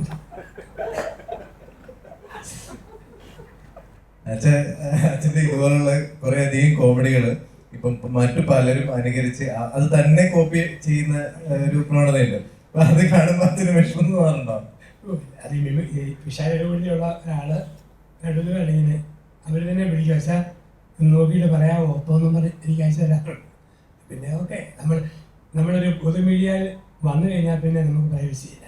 പിന്നെ അത് വിട്ടുകൊടുക്കാനേ പറ്റും. അല്ല നമ്മൾ ഒതുങ്ങിയിരുന്നു ഇറങ്ങിയോ പറയുന്ന വാക്കും ചിലപ്പം നമ്മുടെ ശബ്ദവും ഓരോ രീതിയിൽ അനുകരിക്കും. ഓക്കെ, അവർക്കതൊരു വരുമാന വഴിയും അല്ലേ, നമുക്കൊരു തീരുമാനം അവർക്കൊരു വരുമാനമായിട്ട്. ഹലോ അച്ഛ, അതുപോലെ തന്നെ പൊതുബോധം അല്ലെങ്കിൽ സ്വന്തം അഭിപ്രായങ്ങൾ പറയാൻ പറ്റുന്ന പല സിനിമകളും ഇറങ്ങിയിട്ട് അതിവിടെ നിഷേധിക്കപ്പെട്ടിട്ടുണ്ട്. അപ്പോൾ അങ്ങനെ വന്നു കഴിയുമ്പോൾ നല്ല സിനിമകൾ മിക്കപ്പോഴും ജനസമൂഹത്തിലേക്ക് വരാതിരിക്കുകയല്ലേ ചെയ്യുന്നത്. അപ്പോൾ അതിനെക്കുറിച്ച് അച്ഛൻ എന്താ പറയാനുള്ളത്? അത് നമ്മുടെ ഒരു സമൂഹത്തിലെ ഒരു വലിയ പ്രശ്നമാണത്. വളരെ നല്ല മൂല്യമുള്ള ചില പടങ്ങൾ വന്നിട്ട് ഒരാഴ്ച കൊണ്ട് അങ്ങ് തീർന്നു പോകുന്നു. കാരണം അത് സ്വീകാര്യത ആരും കൊടുക്കുന്നില്ല. അതെന്താണെന്ന് അറിഞ്ഞൂടാ. സത്യം പറഞ്ഞാൽ അതും ഈ പറഞ്ഞ സമൂഹത്തിൽ വരുന്ന ഒരു ചിന്താധാരയുടെ മാറ്റമായിരിക്കാം. ഒരുപക്ഷെ യുവജനങ്ങൾക്കൊക്കെ തോന്നുമ്പം ചുമ്മാ ഇരുന്ന് കാണുന്നൊരു പഴഞ്ചക്കഥ പോലെ ആയിരിക്കാം അത് തോന്നുന്നത്. അവരാണല്ലോ കൂടുതൽ പടത്തിന് പോകുന്നവരും. കാരണം പറയുന്നത് പോകുന്നുമില്ല. അങ്ങനെയൊക്കെ വരുമ്പോൾ അതാകാം. പക്ഷെ അതൊരിക്കലും അങ്ങനെയുള്ളതിനെയാണ് നമ്മൾ പ്രോത്സാഹിപ്പിച്ച് വളർത്തേണ്ടതാണ്. ആര് പടം ഇറക്കിയാലും ചെറിയ നന്മയുടെ സ്പാർക്കുള്ളതാണോ അത് പ്രോത്സാഹിപ്പിക്കേണ്ടതാണ്. എൻ്റെ പ്രസംഗത്തിൽ ഞാൻ പറയാറുണ്ട്, സോഷ്യൽ മീഡിയയിൽ എന്ന് പറഞ്ഞിട്ടുണ്ട്. പക്ഷെ ഇങ്ങനെ ഈ ഒരു പ്രശ്നമുണ്ട്, പലതും അങ്ങനെ തള്ളപ്പെട്ടു പോകും. ശ്രദ്ധിച്ച് വരേണ്ട പടങ്ങൾ പയ്യെ തള്ളി പോകും. ഇപ്പോൾ അച്ഛൻ തന്നെ പല കാര്യങ്ങളും സമൂഹത്തിൽ പറഞ്ഞിട്ടുണ്ട്, അത് വളച്ചൊടിക്കപ്പെടാറുണ്ട്. അപ്പോൾ നമ്മൾ പറയുന്ന കാര്യങ്ങൾ പറയുന്ന പോലെ ആയിരിക്കില്ല ചിലപ്പോൾ മറ്റുള്ള സമൂഹങ്ങൾ എടുക്കാറ്. അപ്പോൾ അങ്ങനെ സംഭവിക്കുമ്പോൾ ഈ രാജകന്യ എന്ന സിനിമ അതൊരു ക്രിസ്ത്യൻ പശ്ചാത്തലത്തിലാണോ ഇറങ്ങുന്നത്, അതുമല്ല മതപരമായിട്ടുള്ള രീതിയിലാണോ? എങ്ങനെയാണ് അച്ഛൻ നോക്കിക്കാണുന്നത്? ഞാനിത് പ്രാധാന്യം കൊടുത്തത് ഒരു പ്രാർത്ഥനയുടെ രീതിക്ക് അത് മാത്രമേ ഞാൻ ശ്രദ്ധിച്ചുള്ളൂ. വിശ്വാസത്തോടെ പ്രാർത്ഥിക്കുന്നവർക്ക് ദൈവം ചൊരിയുന്ന അനുഗ്രഹം, അത് ആ ഒരു മെസ്സേജ് അതിനകത്തുണ്ട്. ഒരു ക്രിസ്ത്യൻ കോൺസെപ്റ്റിൽ അവതരിപ്പിക്കുന്നെങ്കിലും ആ ആശയത്തെ സ്വീകരിക്കും എന്നുള്ളതാണ് എൻ്റെ പ്രതീക്ഷ. കാരണം ആരെയും പോകുന്ന വഴിയാകുന്നൊന്നുമില്ലല്ലോ. വളരെ തന്മയത്വത്തോടെ കൊണ്ടുപോകുന്ന ഒരു കഥ. അതിൻ്റെ നല്ലൊരു ത്രില്ലുണ്ട് അതിനെക്കുറിച്ച് മൊത്തം. അത് കാണുമ്പോൾ അതിനകത്ത് തന്നെ അത് സ്വീകാര്യത കമൻറ്റ് വരാൻ സാധ്യത വളരെ കുറവാണ്. സാധ്യത ആശ അരവിന്ദ് എന്ന് പറയുന്ന നടി ഈ പറയുന്ന സിനിമയിൽ, രാജകന്യ എന്ന സിനിമയിൽ കഥാപാത്രം മാതാവിന് ഒരുപാട് ഇഷ്ടപ്പെടുന്നു എന്ന് പറഞ്ഞിരുന്നു. അതിൽ കഥാപാത്രം മാതാവ് റിലേറ്റ് ചെയ്തുള്ള കഥാപാത്രമാണോ അതൊരു അമ്മയോ അങ്ങനെ എന്തെങ്കിലും ആയിട്ടാണോ എന്നാണ് ചോദിക്കുന്നത്. എൻ്റെ കഥാപാത്രം ഒരു വീട്ടമ്മയാണ്. മോളെ ഒരുപാട് സ്നേഹിക്കുന്ന ഒരമ്മ. പക്ഷേ ഇതിനകത്ത് മാതാവ് ഒരു വളരെ പ്രാധാന്യമായിട്ടുള്ളൊരു കാര്യമായിട്ട് വരുന്നുണ്ട് എൻ്റെ ആ ഒരു അഭിനയ ആ ഭാഗത്ത്. അപ്പം മാതാവുമായിട്ട് റിലേറ്റഡ് ആയിട്ട് തന്നെയാണ് അഭിനയിച്ചിരിക്കുന്നത്. കാരണം ഞാനത് ആദ്യം തന്നെ പറഞ്ഞല്ലോ, ഞാൻ ഇതിനകത്ത് അഭിനയിക്കുന്ന ഒരു കുഞ്ഞിനു വേണ്ടി ജീവിതം മുഴുവൻ ഒഴിഞ്ഞു വെക്കുന്ന ഒരു അമ്മയായിട്ട്. അപ്പം ഒത്തിരി സ്നേഹിക്കുന്നുണ്ട് ആ കുഞ്ഞിനെ. അപ്പം അതിൻ്റെ ചില കാര്യങ്ങളിൽ ആ ഒരു പ്രാർത്ഥനയുടെ ആവശ്യം വരുന്നുണ്ട് ആ സിനിമയിൽ പല സന്ദർഭങ്ങളിൽ. അപ്പോൾ അവർ ഏറ്റവും കൂടുതൽ ഉറക്കെ പ്രാർത്ഥിക്കുകയും ഏറ്റവും കൂടുതൽ അവർ പേഴ്സണലായിട്ട് സംസാരിക്കുകയും ചെയ്യുന്നത് മാതാവിനോടാണ്. ഇപ്പം വിക്ടർ പറഞ്ഞ പോലെ തന്നെ ഇതിനകത്ത് മാതാവ് മാത്രമല്ല എല്ലാ മതസ്ഥരുടെയും കാര്യങ്ങൾ പ്രതിപാദിക്കുന്നുണ്ട്. ഇതിനകത്തെല്ലാം അച്ഛൻ പറഞ്ഞ പോലെ ഒരു മൂല്യമുള്ള കാര്യങ്ങളാണ് സംസാരിക്കുന്നത്. മുൻപ് പറഞ്ഞിട്ടുണ്ട് ഒരു മാതാവിന്റെ ഭക്തയാന്ന് പറഞ്ഞിട്ടുണ്ട്. കൃപാസനം പറഞ്ഞിട്ടില്ലായിരുന്നോ? ഞാൻ പറഞ്ഞിട്ടുണ്ട്. അപ്പൊ ഇതുപോലെ ഇപ്പൊ മാതാവിനെ പറ്റി ഒരു സിനിമ വരുമ്പോ അതിനകത്ത് റോൾ ചെയ്യാന്ന് പറയുന്നത് ശരിക്കും എന്തെങ്കിലും സജഷൻ വെച്ചിരുന്നോ? ഇല്ല, ഞാൻ ഇത് പറഞ്ഞിട്ടുണ്ട്. പ്രളയശേഷം ജലകന്യക, രാജകന്യക, ഇത് രണ്ടും എനിക്ക് ഒന്നിച്ചു വന്ന സിനിമയാണ്. ഇത് രണ്ടും ഞാൻ ഓരോരുത്തർക്കും ഓരോ വിശ്വാസമാണ് എങ്കിൽ പോലും ഞാൻ പ്രാർത്ഥിച്ചിട്ട് കിട്ടിയ 2 സിനിമയാണ്. അപ്പം അത് രണ്ടും ഇതുമായിട്ട് കുറച്ച് റിലേറ്റഡ് ആണ് മാതാവുമായിട്ട്. പ്രളയശേഷം നിങ്ങളെല്ലാം കണ്ടതാണല്ലോ, അതെൻ്റെ ഏജുമായിട്ട് ഒരുപാട് വ്യത്യാസമുണ്ട്. പക്ഷേ ഇത് എൻ്റെ ഏജുമായിട്ട് വളരെ സാമ്യമുള്ളതും ഞാനുമായിട്ടും കുറച്ച് സാമ്യമുള്ളതുമായിട്ടുള്ളൊരു ക്യാരക്ടറാണ്. പ്രളയശേഷം ഞാൻ എനിക്കെൻ്റെ ഒരു ലാസ്റ്റ് സീനൊക്കെ ആകുമ്പോഴത്തേനും കുറച്ച്, അതായത് നമ്മൾ സഭയിൽ തന്നെ ഒരിക്കലും ഒരു ദൈവം കൂടെ ഇരുന്ന് സിഗരറ്റ് വലിക്കുന്ന രംഗങ്ങളൊക്കെ ആയിട്ട് കണ്ടിരുന്നു. അപ്പൊ അതിന് ശരിക്കും പറഞ്ഞാൽ നോർമലി ഒരു വിശ്വാസിയെ സംബന്ധിച്ചിടത്തോളം അത് ചോദ്യം ചെയ്യപ്പെടുന്ന. അപ്പൊ അത് ആ ഒരു സീന് കണ്ടപ്പം ശരിക്കൊരു മാതാവിന്റെ ഭക്ത എന്നുള്ള രീതിയിൽ കൂടെ എന്തെങ്കിലും വിഷമം തോന്നിയിരുന്നോ? ഇല്ല, അതൊരു ഫാന്റസി ആയിട്ട് അവിടെ കാണിച്ചിരിക്കുന്നത്, ഒരു സ്വപ്നത്തിൽ അങ്ങനെ വരുന്നതായിട്ട്. കാരണം എൻ്റെ ഭർത്താവായിട്ട് അഭിനയിക്കുന്ന ലൂയിച്ചായി, അദ്ദേഹം ഒരു കമ്മ്യൂണിസ്റ്റുകാരനായിരുന്നു. അദ്ദേഹം ഒരു ദൈവവിശ്വാസി ആയിരുന്നില്ല. പക്ഷേ അദ്ദേഹത്തിന് മഠത്തിൽ ഒരു കന്യാസ്ത്രീയാകാൻ പോകുന്ന ഒരു കുട്ടിയോടൊരു സ്നേഹം തോന്നുകയും അവർ തമ്മിൽ കല്യാണം കഴിക്കാമെന്ന് പ്ലാൻ ചെയ്യുകയും ചെയ്യുന്നതാണ് ഈ ചെറുപ്പക്കാരൻ. എങ്കിലും അദ്ദേഹം പ്രായമാകുമ്പോൾ, അവശരായിരിക്കുമ്പോൾ, അദ്ദേഹത്തിന് മരണത്തിന് മുമ്പ് അദ്ദേഹം ഒരു ഡ്രീമിൽ, സ്വപ്നത്തിൽ കാണുന്നതാണ്. അദ്ദേഹത്തിൻ്റെ കുറേ സ്വപ്നങ്ങൾ അദ്ദേഹത്തിൻ്റെ ഭാര്യയോട് ചർച്ച ചെയ്തിട്ടുണ്ട്. അപ്പോൾ അതിനകത്തൊരു സ്വപ്നമായിരുന്നു പോപ്പ് നേരിട്ട് വന്ന് അദ്ദേഹത്തിൻ്റെ ഫ്യൂണറൽ നടത്തണം. പിന്നെ അത് ആ സ്വപ്നത്തിൽ കാണിക്കുന്നതല്ല. അപ്പം അദ്ദേഹം ഒരു നല്ല ആളായത് ആഫ്റ്റർ മാരേജ്. അതുകൊണ്ടാണ് ആ സ്വപ്നത്തിൽ അങ്ങനെ ഒരു തീം അദ്ദേഹം സ്മോക്ക് ചെയ്യുന്നതായിട്ട് കാണിക്കുന്നത്. അത് അന്നേരം നമ്മളൊരു സോങ് സീക്വൻസിലാണ് അത് വരുന്നത്. അതൊക്കെ സിനിമയുടെ ഒരു ഫാന്റസി ടൈപ്പായിട്ട്, അല്ലെങ്കിൽ ഭയങ്കര ഓഫ് ബീറ്റ് മൂവി ആയി പോയേനെ അത്. പക്ഷെ അതുപോലെ തന്നെ അതിനകത്ത് വേറൊരു സീൻ ഉണ്ടായിരുന്നു. ഇപ്പൊ സിനിമയെ കുറിച്ച് ചർച്ച ചെയ്തുകൊണ്ടല്ല സംസാരിക്കുന്നത്. അതായത് ഇതേ ജോണറിൽ വരുന്ന ഒരു സിനിമ തന്നെ അതായത് കുറച്ച് നന്മ പറയുന്ന ഒരു സിനിമയായിരുന്നു അത്. പക്ഷെ അത് അവസാനം വന്നു കഴിഞ്ഞപ്പോൾ ആ രീതിയിലേക്ക് കൊണ്ടുപോയി എന്നുള്ളൊരു വിഷമം കുറെ പേര് സംസാരിക്കുന്നതായിരുന്നു. അതുകൊണ്ട് ചോദിക്കുന്നതാണ്. മറ്റൊരു രംഗം ഉണ്ടായിരുന്നു. അതായത് വെയില്, അതായത് കന്യാസ്ത്രീയുടെ വെയില്, അത് ഇട്ടതിന് ശേഷം ഭയങ്കരമായിട്ട് ഇടിച്ചു ചേരുന്നതാണ്. അത് മടക്കി ഒതുക്കി അകത്ത് അലമാരയിൽ വെച്ച സാധനം ആ സമയത്ത് അത് കണ്ടാലേ ആൾക്ക് ഒരു സന്തോഷം വരുള്ളൂ എന്ന രീതിയിലേക്ക് വരുന്നത്. ഇതും അതുപോലെ തന്നെ, നമ്മളിപ്പം ഈ സിനിമയെ പറ്റിയാണ് പ്രൊമോഷൻ എങ്കിലും പറയാൻ നിങ്ങൾ ചോദിച്ചല്ലേ.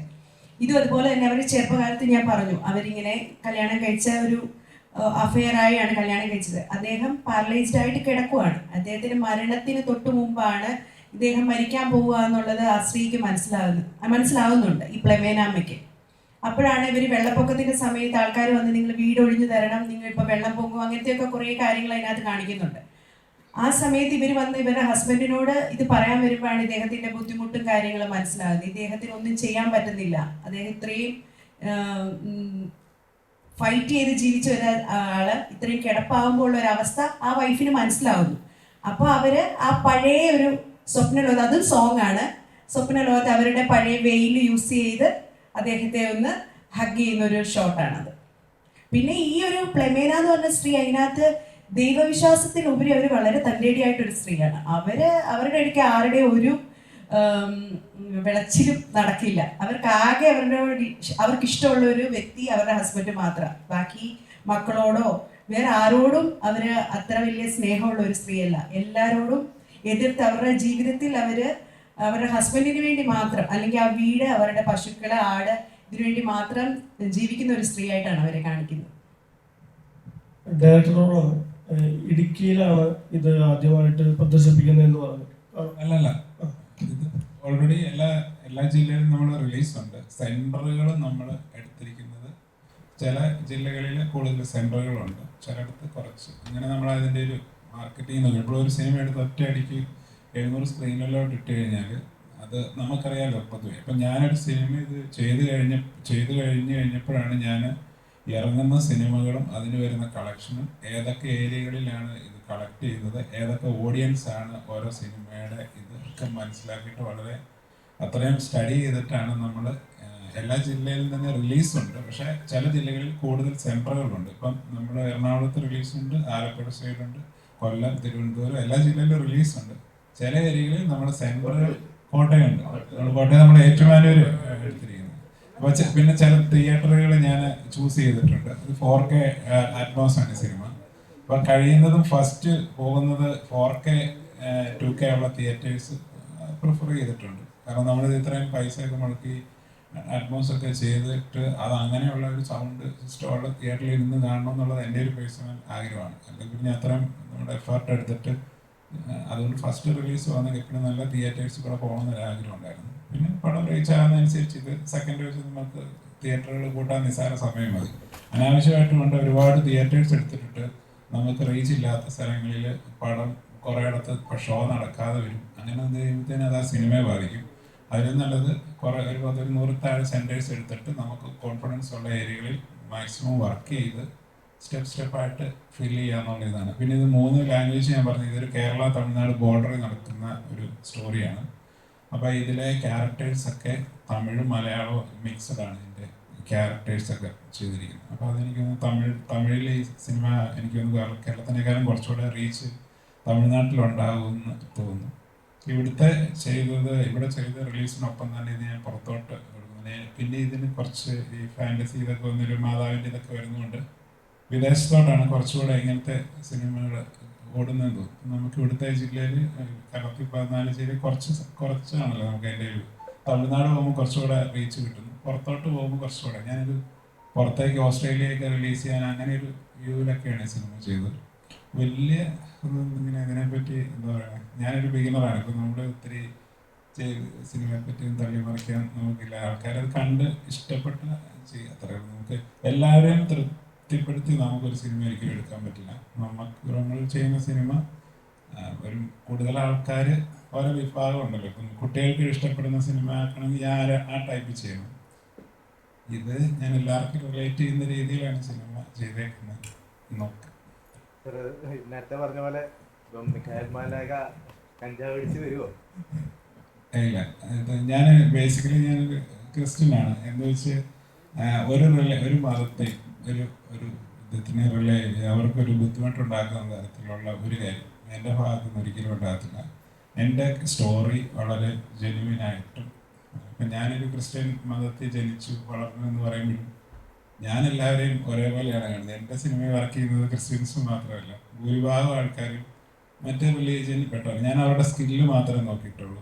ഒരിക്കലും എൻ്റെ ഒരു മതം ഇതിൻ്റെ അകത്ത് ബിൽഡ് ചെയ്യാൻ വേണ്ടി അങ്ങനത്തെ ഒരു കാര്യങ്ങളില്ല. ഞാൻ ജീസസ് ക്രൈസ്റ്റിൻ്റെ ഇത് വരുന്നെങ്കിൽ ജീസസ് ക്രൈസ്റ്റ് ഫോളോ ചെയ്യുന്നത് എല്ലാ ആൾക്കാർക്കും വേണ്ടിയിട്ടാണ്. അപ്പോൾ അതുകൊണ്ട് ആ ഒരു തോട്ട് പ്രോസസ്സ് വിശ്വസിക്കുന്നതാണ്. ഞാനതെൻ്റെ മരണം വരെ ഞാൻ അങ്ങനെ കീപ്പ് ചെയ്യും.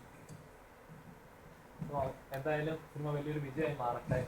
ഒരുപാട് ഒരു സിനിമയും ചെറുതല്ല, എല്ലാ സിനിമയും നമ്മളൊരു സിനിമ ചെയ്യുമ്പോൾ നമ്മൾ അതിൻ്റെ ഒരു എഫർട്ട് നമ്മൾ മനസ്സിലാക്കുന്നു. എന്നെപ്പോലെ തന്നെ അല്ലെങ്കിൽ ഇപ്പം ഉടനെ ഇറങ്ങാൻ പോകുന്ന എല്ലാ സിനിമകൾക്കും ഇതുപോലെ എഫർട്ടുണ്ട്. നമ്മുടെ സിനിമ മാത്രമാണ് മഹത്തരം എന്ന് നമുക്ക് പറയാൻ പറ്റില്ല. ഈ സിനിമയിൽ ഇപ്പം നമ്മൾ പബ്ലിഷ് ചെയ്തേക്കുന്ന ചിത്ര ചേച്ചിയുടെ ഒരു സോങ്ങാണ്. വേറെ 2-3 സോങ്സ് ഉണ്ട്. അതൊക്കെ നല്ല രസമുള്ള സോങ്സ് ആണ്. അത് സൂപ്പറായിട്ടുള്ള സോങ്സ് ആണ്. പക്ഷെ നമുക്ക് ആ സിനിമയ്ക്ക് മുന്നേ ഇത് ഇറക്കി വിട്ട് കഴിഞ്ഞാൽ ഇതിങ്ങനെ കണക്റ്റഡ് ആണ് എല്ലാവരും. ഇപ്പോൾ മെറീനയുടെ ക്യാരക്ടർ പോലും ഇങ്ങനെ ഹൈഡ് ചെയ്ത് സംസാരിക്കുന്നത് അതിൻ്റെ സസ്പെൻസ് നിർത്താൻ വേണ്ടിയിട്ടാണ്. ഇപ്പോൾ 2 സോങ്സ് കൂടെ വരാനുണ്ട്. നമ്മൾ റിലീസ് ചെയ്തതിന് ശേഷം ചെയ്യാൻ പറ്റും. മാലാഖ വരുന്നത് സസ്പെൻസ് ആയിട്ടാണ്. മാലാഖ അതിൻ്റെ ഒരു ക്രൂഷ്യൽ സ്റ്റേജിൽ ഒരു കൊറോണേഷൻ്റെ ഒക്കെ ടൈം പടം കണ്ടിട്ടുണ്ട്. അപ്പോൾ സിനിമ ഏതായാലും വലിയൊരു വിജയമായി മാറട്ടെ. ഞങ്ങളെപ്പോലുള്ള ആൾക്കാർ ഇപ്പം നിങ്ങൾ ചോദിച്ചു കൂടുതൽ സ്ക്രീൻസ് എടുക്കുന്ന കാര്യത്തിൻ്റെ കാര്യത്തിൽ പറഞ്ഞപ്പോൾ നമുക്ക് ഒറ്റയടിക്ക് ഇപ്പോൾ ഒരു സൂപ്പർ സ്റ്റാർ സിനിമയാണെങ്കിൽ ഓട്ടോമാറ്റിക്കായിട്ടൊരു ഫാൻസ് എപ്പോഴും ഉണ്ട്. അത് ആരും ഒന്നും ചെയ്യേണ്ട. ഓൾറെഡി ആദ്യത്തെ 2-3 ദിവസത്തേന് എപ്പോഴും തിയേറ്ററിൽ ആളുണ്ട്. അപ്പം നമുക്ക് പ്രത്യേകിച്ച് ഒന്നും ചെയ്യണ്ട. ഇങ്ങനെയുള്ള സിനിമകളുടെ പ്രശ്നം എന്ന് പറഞ്ഞു കഴിഞ്ഞാൽ എത്ര നല്ല സിനിമയാണെങ്കിലും നമുക്ക് ആദ്യത്തെ ഒരു ബേസിക് ഓഡിയൻസ് ഒരു 2-3 ദിവസം തിയേറ്ററിൽ ഉണ്ടെങ്കിൽ അത് ആൾക്കാർ കണ്ടാണ് ഇത് കയറി വരുന്നത്. അങ്ങനെയാണ് ഞാൻ വിശ്വസിക്കുന്നത്. അതുകൊണ്ടാണ് നമ്മൾ ഇമ്പോർട്ടൻറ്റ് കുറച്ച് സെൻറ്റേഴ്സ് എടുത്ത് സ്റ്റാർട്ട് ചെയ്ത് പോയിരിക്കണം. അപ്പം കഴിയുന്നത്രയും സപ്പോർട്ട് ചെയ്യുക. ഞാനൊരിക്കലും ഒരു സിനിമ ചെയ്യുന്നത് എൻ്റെ മാത്രം ഒരു പർപ്പസിനല്ല. ഞാൻ ഓൾറെഡി ഒരു ആക്ടറായിട്ട് ഇൻഡസ്ട്രി സ്റ്റാർട്ട് ചെയ്ത് തുടങ്ങിയായിരുന്നു. പിന്നീട് ഞാനൊരു 6-7 വർഷക്കാലം ഇതിൽ നിന്ന് മാറി എങ്ങനെ നമ്മുടെ ഒരു ലൈഫ് ജേർണി നമ്മൾ ചിന്തിക്കുമ്പോൾ നമ്മൾ ചെയ്യുന്ന ഒരു കാര്യം കൊണ്ട് മറ്റുള്ളവർക്കൂടെ ഉപകാരം ഉണ്ടായി എല്ലാവർക്കും വരുമ്പോഴാണ് നമുക്ക് കുറച്ചുകൂടെ സന്തോഷം. ഈ സിനിമയിൽ ഒരുപാട് ആർട്ടിസ്റ്റുകൾ, സിനിമയിലുള്ള എക്സ്പീരിയൻസ്ഡ് ആയിട്ടുള്ള ആർട്ടിസ്റ്റുകളുണ്ട്. ഒപ്പം ഒരുപാട് പുതിയ ആൾക്കാരെ ഞാൻ ഒരുപാട് എഫേർട്ട് എടുത്ത് കൊണ്ടുവന്നിട്ടുണ്ട്. ഞാൻ എൻ്റെ ക്യാരക്ടറിന് വേണ്ടി അവരെ മോൾഡ് ചെയ്തെടുത്തിട്ടുണ്ട്. ഇപ്പം നമ്മളൊരു സിനിമയെ വാല്യൂ ചെയ്യുമ്പോൾ അതിലുള്ള എല്ലാവർക്കും കൂടെ അത് ഉപകാരപ്പെടുക. ടെക്നിക്കൽ ക്യാമറ ആൾക്കാരൊക്കെ ഇൻട്രൊഡ്യൂസ് ചെയ്തിട്ടുണ്ട്. അപ്പോൾ ഇവരുടെയൊക്കെ ലൈഫിലൊരു സ്റ്റാർട്ടിങ് കിട്ടുമ്പോൾ അതെനിക്ക് എന്നെ സംബന്ധിച്ച് വളരെ ഇമ്പോർട്ടൻ്റ് ആണ്.